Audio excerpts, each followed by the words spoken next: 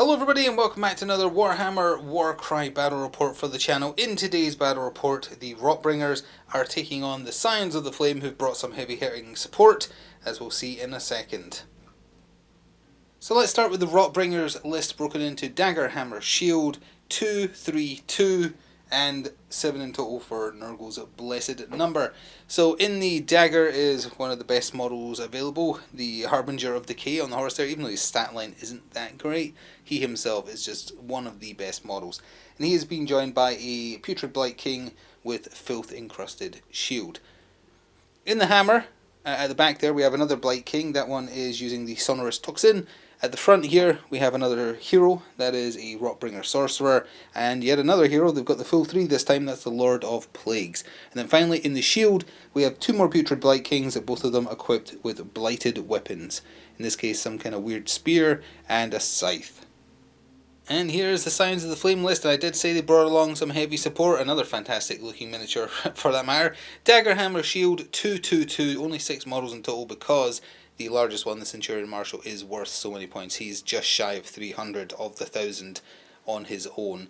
But going back to the left, for the Dagger, we have the Blazing Lord, and he's being joined by an Acolyte with the Brazier weapon. In the Hammer, we have the Brazen Champion and the Immolator, and then finally in the Shield we have the Centurion Marshal with the Infernal Priest. And it is time to randomise a mission and layout, and we're doing twists again, so let's just split that there, and then say, what about you? Have we done you? Blood Marked. I don't think we've done you. I don't recognise the name. Let's have a little gander. Make sure it's in focus. At the start of the combat phase of the first battle round, starting with the player who has initiative, each player picks a fighter in their warband to be blood marked. The fighter must be on the battlefield. A player wins a battle as soon as their opponent's blood-marked fighter is taken down. Well, that's going to depend a lot on the layout then, depending on whose large lad is still on the table. If the Centurion Marshal is on the table and they get to pick that, it's going to be real difficult for the Rotbringers. But hey, maybe they'll get lucky and the shield won't be on the table from the start of the game. Let's cut that there, and then say out of these two, we'll go with this one. Well, the shields are starting on the table, so... oh, they're the only things starting on the table. Close the jaws. That is very unfortunate for the Rotbringers, because I think it doesn't matter who has initiative here. It's just who has initiative has to pick first. Yeah, I think that's an easy decision for the Scions of the Flame, but maybe a twist will do something. Let's just say, hey, you're the twist. The twist is... ooh, Winds of Rot. That sounds like it might help the Rotbringers. Add 1 to the toughness characteristic of all fighters. Oh, it adds to it. So if it's adding to the toughness of all fighters, I guess, yeah, those of them who are swinging at a weaker strength value are now going to have a tougher time doing any kinds of damage, which is further going to help the large lads survive, because the Centurion Marshal is toughness 5, so with that he's now toughness 6. The Harbinger... he's tanky just in the sense of he has a lot of wounds. I think he's only toughness 4, so he would go up to 5. But okay, that makes tanky things tankier. We'll see what happens with that, I guess. So sure, close the jaws, blood marked, Winds of Rot. And that's our setup for today. We will get set up for deployment and all that good stuff after this quick word from my channel sponsor. This video is sponsored by Noble Knight Games. Check out the video description below for an affiliate link that will take you through to their store, and it will help me out as well. Thanks. And with that done, here is deployment. There's not much to show because only each team's shield is on the table. The Rotbringers won the role-off, opted to be defenders. That's just part of the strategy to try and survive. The Blight King with the Scythe, which is the one towards the back, has been selected as their blood marked, because they only have the 2 choices. Same for the Scions of the Flame, and obviously they're picking the Marshal. Now that does mean he might want to be careful, because he's also blood marked, so he's the target everyone is after. I did forget to read out loud the final paragraph on the blood marked. It just says, after round 4, blood marked within 4 inches of the table edge get insta-killed. So you want to be near the middle of the table if it goes that long, which it probably won't. All reinforcements come in at the top of the next round, so it'll be a first turn, a very quick first turn rather. Let's go to the dice. So here's how the dice worked out. The Rotbringers rolled a natural double 2 and a double 1. and have opted to not use their wild die for anything, kept their other 2 singles. The Scions of the Flame rolled a double 3, double 5, and also opted not to spend their wild die or do anything with their singles. So it came down to a roll off, and the Scions of the Flame won the roll off. So they are going first in the first turn. And so the Centurion Marshal activated first for the Scions of the Flame. He has a 10-inch move, and he did move up the field. There was enough gaps between here for him to fit through on that huge base, and he was very carefully positioned such that he is 1 inch away from the closest Blight King, who is not the target, not the blood marked, so that he's not locked in combat, but within 3 inches of the one who is blood marked. He then spent their double on Marshal's net. You roll a die, and on a 3+, the target fighter cannot move or disengage for this battle round. And that 4 there is his 3+. So the blood marked for the Rotbringers cannot move or disengage. Not that he's engaged, but he's basically just not doing anything this turn now, which is horrific, because part of the plan was to get him round the back of that house on the weaker side of where the reinforcements for the Scions of the Flame are coming on, and where the reinforcements for the Rotbringers could kind of congregate. So that plan has immediately gone out the window. Anyway, with his other actual action, the Marshal threw a spear at the Rotbringer, range 3, 3 dice, strength 6, with a 2/5 damage split. Rotbringers are normally, or rather Blight Kings, are normally toughness 4. The Winds of Rot have put him up to toughness 5, but 6 is still higher, so looking for 3+. And there is the roll, a crit and a normal for a total of 5 wounds. The Blight King has 25 wounds, so he's got 18 left. The Marshal has 35. The Blight King that is allowed to have a turn this round activated moved into close combat with the Marshal to try and lock him up a little bit and keep him away from the blood-marked target, and then just attacked him. 3 attacks, strength 4, although he spent their double on onslaught for 1 more attack, and normally going up against toughness 5, but the Marshal is toughness 6. Either way, he was looking for 5s and 6s. He did actually manage to get a crit through though for 4 damage, which is a start, I suppose. Just 31 more to go. So really the last proper activation of round 1 is the Infernal Priest. Not Infernal, I got it wrong when I corrected myself, it is Infernal. The Infernal Priest, who spent their double 3 on Rush to give a couple of extra inches movement, so 2 5-inch moves later. She's kind of sneaking round the Marshal there, just trying to cut off one potential line of escape for the Blight King who is blood marked. Speaking of which, it would be over to him now. He cannot move, he's not engaged, so he can't do a disengage anyway, but he can't move, and he can't attack anyone, so he's activating and unactivating. There is nothing more for him to do, so that already takes us to the end of round 1, which means we can move on to round 2, where everybody else comes onto the table, with the reinforcements for the Rotbringers actually starting down where the Marshal was, and the reinforcements for the Scions of the Flame, they're both on the left and right flanks, which does mean they can kind of pincer the target they have. But it also meant that if he could have moved, he was going to focus on the weaker of the 2 sides, but that's not what fate had in mind. So as we begin turn 2 with all reinforcements coming on, this view should hopefully more or less show you everybody. To the far left, upper left of your screen, in the middle of that flank, is the dagger for the Scions of the Flame, so that's their Blazing Lord plus Acolyte. To the far right middle of your screen, we have where their hammer came in, which is the Brazen Champion and the Immolator, and then down the bottom on either one of those quadrants they had the whole of that length to pick from. We have the hammer for the Rotbringers on the left, which is the Harbinger plus a Blight King, and then the Sonder's Toxin wielding Blight King, the Lord of Plagues, and the Sorcerer coming in to the right. So with that, let's go to the dice. And for the dice, the Rotbringers rolled a natural double 2, they rolled a natural double 1, which they have turned into a triple, and a single 5 has been made into a double 5, leaving them with just a single. The Scions of the Flame rolled a double 5, which has been turned into a triple. They have rolled a double 3, and they turned a single 2 into a double 2, also leaving them with just a single die. So it came down to a roll-off, and the Rotbringers won the roll-off, so they will be selecting first activation. Not a bad start to the second round for the old Rotbringers. The Harbinger of Decay activated. He moves 6 inches, so 2 6-inch moves on that big base, and got him into combat with the Marshal.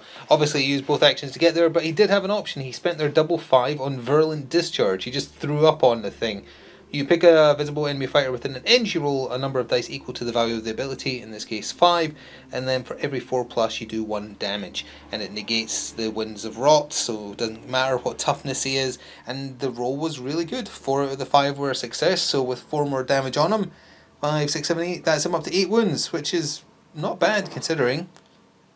We're staying over here because the Marshal activated and immediately spent a double to try and throw a net on the same blood-marked Blight King, and the 2 there is his attempt, so actually failed, so he is allowed to move and have a turn and all that good stuff. For the Marshal's actual actions, he couldn't really do a disengage. There's not enough space between the priest and the building there for him to squeeze through really, and he can't really go in the other direction, so he just attacked the Blight King that is engaged with him, and just the successes have been left, and they're to the left. In the first set of 3 attacks at strength 6, he got 2 normals through, and in the second set of 3 attacks he only got a crit.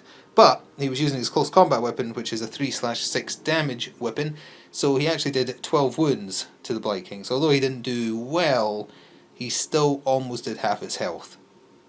The Blight King, armed with the Sonorous Toxin activated, moved where you can see him next to the stone there, and spent the other double they had on Toll of the Sonorous Toxin, which just means any Rotbringer activating within 7 inches of him gets 1 extra inch on their movement. And that included him for his first move, and then he kind of did a half move, because they're pretty slow, they only move 3 inches normally, so that's a 4-inch move now, which might make a difference. The Blazing Champion activated for the Signs of the Flame next. They spent their other double on Rush to get a couple of inches of extra movement, so totally moved 10 from where he deployed right there, and he's definitely closing the gap towards the blood-marked target. The Blight King that the Marshal just finished knocking around a little activated and just went into the Marshal twice, so a total of 6 dice rolled against him, 3 across each attack. And looking for 5s and 6s, he got 1 crit in the first set of attacks and 1 crit in the second set of attacks for a total of 8 more damage. That is the Marshal up to 16 wounds. The Acolyte activated and did 2 movement actions for a total of 8 inches to follow behind the Blazing Lord there, just again going after the target. And moving a slow total of 6 inches, the Blight King with Filth Encrusted Shield, who started next to the Harbinger, activated, moved up. Not enough room for him to fit through where the Harbinger went, so he's going the long road, and that probably means he's not going to be doing anything of significance. The Brazen Champion was up next for the Signs of the Flame. He started down there next to the Immolator, just did 2 movement actions for a total of 8 inches, going around the back of the house to cut off the escape route of the blood-marked Blight King. The Rotbringer Sorcerer activated, moved up 4 inches because of the +1 from the Sonorous Toxin, and then shot an Arcane Bolt at the Infernal Priest. That doesn't sound very Nurgle-like, to do just a generic Arcane Bolt. He shot a Stream of Pee at the Infernal Priest. 3 dice, strength 3. Wait, hang on, it was only 2 dice. Too many dice got rolled. It's his Rotwood Staff attack that rolls 3. Well, too late now. He did only have 2 successes, but who's to say the 2 successes would have been the 2 rolled if there was only 2 dice. But, oh well, it was 2 normal hits for a total of 6 wounds to the Infernal Priest, who has 15. The Immolator activated and also moved up twice, and is just going behind the house like the Brazen Lord is, or Brazen Champion, sorry. If he gets too close to that wooden house though, he is going to set it alight. Next up for the Rotbringers was the Blood-Marked Blight King, and the Mad Lad chose Violence. Not first, before spending their triple though on Unnatural Regeneration. So as long as there's no enemy fighters within an inch of you, which there wasn't, you heal. But you only heal for double the value of the ability, and it was a 111. So he only healed 2, but you know, the healing is healing. So he's back to only having 5 damage on him, 5 wounds. And he moved into combat with the Marshal, and he squared up against him. Swung at him, needing 5s and 6s, managed to get 1 normal hit through for 2, taking the Marshal up to 18 wounds in total, I think. Final activation of round 2 for the Sounds of the Flame was the Infernal Priest. She spent their triple as a double to do Rush, because that extra inch gave her 5 in total, which meant she could get into combat with the Blood-Marked Blight King, who is very hidden behind the Marshal now. That also meant that she had another action. She struck at him. 3 dice, strength 4 versus toughness 4, that's been boosted up to toughness 5, so looking for 5s and 6s, but that didn't matter in this case because no matter what, she was missing. She rolled Snake Eyes and a 2, so no damage. The final action of the entire round was the Lord of Plagues, who just plodded along with 2 movement actions, boosted by an inch on each of them, thanks to the Sonorous Toxin ringing that bell earlier. So he plodded along, he couldn't get through there, so he just plodded around this way. Next turn, with a rush, he probably would get into combat with the Marshal. And I think that's the game plan here, just get the Marshal, just try and just damage him quickly. Because the Bloodmarked Rotbringer, he is not getting away. Anyway, that takes us to the end of the second round, so there's no points, it's a win or lose situation. First Bloodmarked target to die loses. And with that, we can just go straight to the dice for turn 3. And what could end up being the final round begins with the following dice rolls. The Rotbringers rolled a double 3 and they've turned a single 5 into a double, leaving them with 3 singles. The Scions of the Flame rolled a triple 3, they've turned it into a quad 1. Did I say a triple 3? A triple 1, which they've turned into a quad 1. They also rolled a natural double 6. Leaving behind a single 3, so the Rotbringers going first, and that's what they wanted, because they want to try and hit the Marshal as hard as possible. And try they certainly did. The Harbinger of Decay activated and swung into the Marshal twice. 4 attack, strength 4 with a 2-4 split on that scythe of his. Going up against toughness boosted up to 6 because of the Nurgle related Winds of Rot twist, so needing 5s and 6s only resulted in a single crit across both attacks, so that's 4, but then he spent their double 5 on Virulent Discharge. He threw up on him again, and why couldn't this have been the damage roll? Looking for 4 pluses, he did a couple of extra points of damage, so 6 more in total. That takes him to a total of 24 wounds. He has 11 wounds left. It's not out of the ballpark, but the Marshal's probably going to activate now and try and kill the Bloodmarked Blight King, so it just depends how much damage gets done to him, whether or not this is over or not. Oh, this battle rages on as it turns out. So the Centurion Marshal activated as he used his club to attack into the Blight King that's bloodmarked twice, which is 3 attacks at strength 5. So it was strength 5 versus toughness 4 boosted up to toughness 5, so he was looking for 4s. Across both attacks, he got 2 crits in his first set of 3 attacks, nothing in his second set, but those 2 crits alone do 12 damage. You might notice there's some more dice there. That's because the quad 1 was spent on the Centurion Marshal's unique quad called Skewer, Drag and Bludgeon. You get to do a bonus attack action with your spear, and then if it scores any critical hits you can do some bonus stuff, but it didn't score any critical hits. The spear is the one that is at strength 6, so it was looking for 3s. Didn't get any crits, did get 3 hits through though, for another 6 damage, so that was 18 in total, on top of the 5 he had, meaning he's at 23 wounds, or 23 damage, however you want to categorize it. He's got 2 wounds left, but he did live. So now, if someone does really, really well against the Marshal, I don't know who it will be. I guess the best option would be the Blight King already engaged, because he's got the most attack dice to roll. If he can finish off the Marshal, it'll be a win. If anyone else on the Scions of the Flame get to activate, they'll probably be able to chip that 2 damage off that Blight King. So, I don't know, start playing I Need a Hero, and let's see what this Blight King can do. So I know I was pointing at this Blight King the entire time, but it's far more dramatic if it's the Bloodmarked one that does the deed. And we're actually going to roll live. And he's spending their double on Onslaught to get +1 attack die, so it's 4 attacks, and looking for 5s and 6s. So we're going to have to pan down a little bit here and see if any are rolled. That's 2 6s. So that's, 2 crits. So how much damage is that? That is 8. Is that enough already? Hang on, how much damage did he have? He had 24. So 8 would be 32. He has 3 wounds left. And that's only 1 attack, mind. So 1 crit or 2 normal hits would be enough. 1 crit or 2 normals. So 2 5s or a 6. He got 1 5 with the second set of attacks. Oh, that's rough because that's only 2 damage. So he is alive. The Marshal is alive, which means now the shoe is on the other foot, and someone has a chance to finish off that Blight King. That is super close though. Oh, and that is all she wrote. I can't believe the Marshal lived on precisely 1 health. It would have been much cooler, I guess, if the Blazing Lord activated with him like swooping in like the samurai he looks like to just chop the head off the Blight Lord. But the smarter option to activate was the Infernal Priest, because she's already engaged with him, so she's rolling the most dice, looking for the same number thanks to his boosted toughness from the Winds of Rot. So thanks for that, Nurgle. So in total she rolled 6 dice against him, strength 4 versus boosted up to toughness 5, so 5s and 6s mattered. Her first set of attacks only had a normal hit through, which would have done 2 wounds, which he would have lived on, right? I think? Or did he have 3 left, or did he have 2 left? Oh, he only had 2 left actually, so the normal hit was enough. So, never mind. I guess once he was dead, she just started poking at his corpse, because her second set of attacks did 2 crits for another 8 damage, which is more than enough.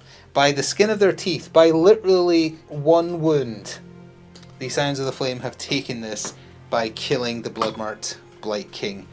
I'm not joking. The Marshal survived on literally 1 health. So that ended up being a very fun one, and super as close as it can be, really, because the Blight King had 2 health left, the Marshal had 1 health left. So yeah, as close as it could possibly be, and a lot closer than I thought it was, based on that net getting thrown at the top of the first turn, not allowing him to run around the house early to get to where his backup was appearing. I thought it was like that would be it. But as it was, it actually was really close and a very fun one. That was a fun randomised mission where the twist actually made a difference. So yeah, that was fun. Thank you for watching. I sincerely hope you enjoyed. This series is available first to channel members, so hello channel members, and thank you for the extra support you're willing and able to show that help keep the videos coming as much as they do. And to everyone else who'll see this in about a week after that, hello to you as well. If you want to support the channel in free ways, just liking, commenting, subscribing, all helps. Or you can ignore text message noises, that helps too. Or you can check out the channel sponsor via the affiliate link to pick out something for yourself. They basically have every game I cover, regardless of what you're into, and plus plenty more. So anything you buy for yourself through that affiliate link helps me out as well. Or if you just want to support on a one-time thing, pressing the thanks button helps too. Anyway, sincerely hope you enjoyed. See you in the future for more Warcry. Until then, ta-ta for now.